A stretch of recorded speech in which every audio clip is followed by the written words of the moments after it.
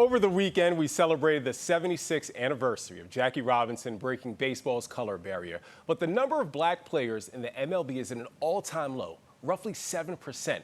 The Players Alliance is fully aware of this problem and wants to be the solution of increasing diversity in baseball. Joining us to speak more about the Players Alliance and their efforts is former Yankee and Met Curtis Granderson. He needs no introduction. Good morning, Curtis. How you doing? Good morning. I'm doing well. How are you? Good. Appreciate you joining us from your hotel room. What made you want to become a board member with the Players Alliance and spearhead these efforts?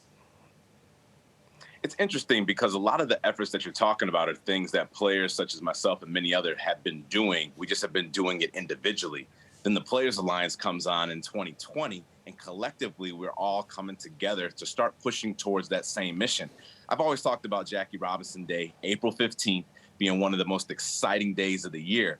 But as you alluded to this past season, we start to continue to see, as great as Jackie breaking the color barrier, we followed it up with the decreasing number of black players on the field. I was like, we got to do more, especially when April 16th, April 17th rolls around. Now we just get back into the season and no one continues to talk and push this agenda across. So we at the Players Alliance are like, all right, let's go ahead and continue to keep pushing forward. Let's continue to keep doing more things that we're all passionate about to try to see the change that we all want to see.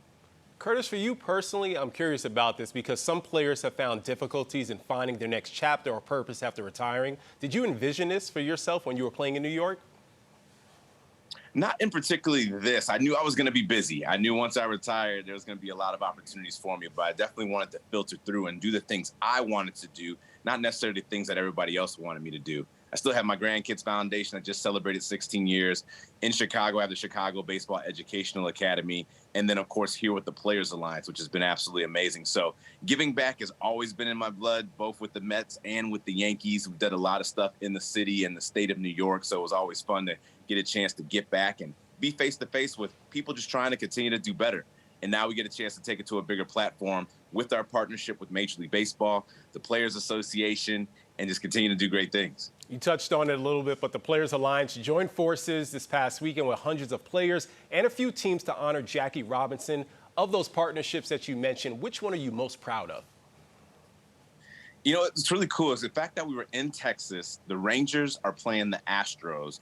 It's very rare you get two teams coming together, especially when there's a rivalry like that. But on Jackie Robinson Day, they said, okay, let's put all that aside. Let's get a chance to get out there in the community. Over 75 boys and girls, baseball and softball players came out. Most of them kids of color, black, Latino, white, mixed all in there. Just all of them teammates just trying to prove and do great things. And what was really cool being out there with them, you got a chance to see a black general manager in Dana Brown of the Astros, a black manager in Dusty Baker of the Astros, some black players, some black coaches, but also their white brothers, their Latino brothers as well. Alex Bregman came out, Brad Miller, Andrew Haney, and many others from both squads got a chance to interact. So when those players are seeing and getting a chance to talk to Major League players, they see somebody they identify with that looks like them, but they also see players that they grew up loving, that they're fans of, that they get excited for. And when they ask questions and they hear different things about them, you never know what could be the motivating factor to keep a kid playing and keep them excited about moving forward, to be the first, to be the next, to be the best at whatever position they happen to do. That was perfect. Really appreciate the time this morning, Curtis. Keep up the great efforts at the Players Alliance. Of course, if you're interested in learning more about the Players Alliance or donating, visit playersalliance.org. Thanks so much, Curtis. Thank you. Have a good one. Same. Hazel, Dan.